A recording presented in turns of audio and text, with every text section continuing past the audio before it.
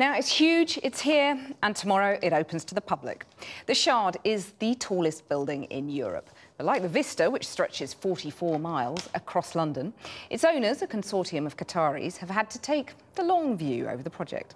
Our business correspondent Sarah Smith reports. It's just enormous, dominating the London skyline night and day.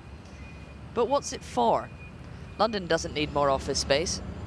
No commercial tenants have signed up to rent offices with these amazing views, and none of the private apartments have sold. The tallest building in Western Europe is a statement, but what's it saying? Not that Britain is booming, it's really telling you that the Qataris have arrived. The view from the 69th floor is undeniably impressive, and that's kind of the point about this building. It's here to visibly demonstrate the rise and growing influence of the people who own it, the Qatari Investment Authority. And from here, you can see how much of the rest of the capital they already own. To the east, you look down on Canary Wharf, much of which belongs to Qatar, and the Olympic Village, taken over by Qatar after the Games. They also own a fifth of Heathrow Airport, a large part of the London Stock Exchange, and a good chunk of Camden Market. It was Qatar who built the world's most expensive block of flats in Knightsbridge, just round the corner from Harrods, also owned by the Qatari government's sovereign wealth fund. So if you don't shop at Harrods, and if you don't live in a multi-million-pound apartment, why should you care that the Qataris are buying up all these London landmarks? Well, they also own more than a quarter of Sainsbury's. They control the vast majority of the liquid natural gas imported into this country. And during the credit crunch, Barclays Bank was propped up with Qatari cash. Should we be worried that so much of what you can see from the Shard is owned by overseas investors? Yes, of course it is something to be concerned about.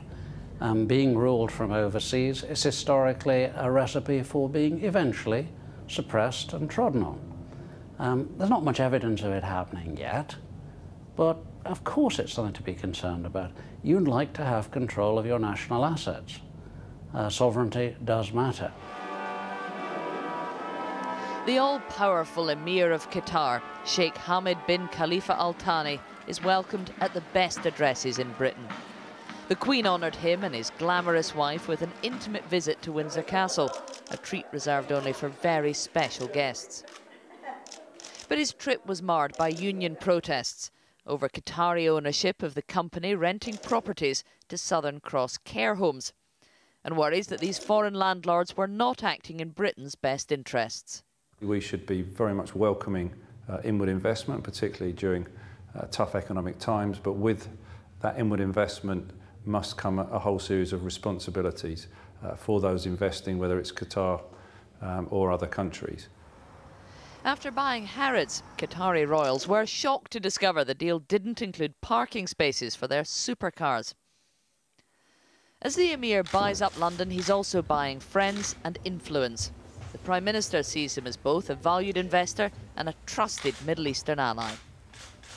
Qatar is trying to make itself an important ally of the UK and of other Western powers. That comes particularly through its supplies of energy here, but they're also looking beyond energy and looking at how they can be seen as useful allies and responsible global citizens in the longer term. They want to be at the table with the big heavyweight players in world diplomacy. Qatar's great wealth comes mostly from underground natural gas. They're spending billions building themselves a shiny new super-state in the desert, and they've got big political ambitions to match. This teeny country is the wealthiest in the world. Its tiny army has never fought a war. They've always tried to stay friends with the neighbours. But now they're actively supporting the Arab Spring, financing the new Egyptian government, and believed to be arming rebel forces in Syria. This is Al Jazeera. While Al Jazeera television, funded by the unelected Royal Emir, spreads the message around the world. Al Jazeera may also be the first corporate tenants to move into the Shard. Qatar's invested over £10 billion in the UK, and right now we need their cash while enjoying their friendship, which is just as well, because we can no longer afford to fall out with Qatar.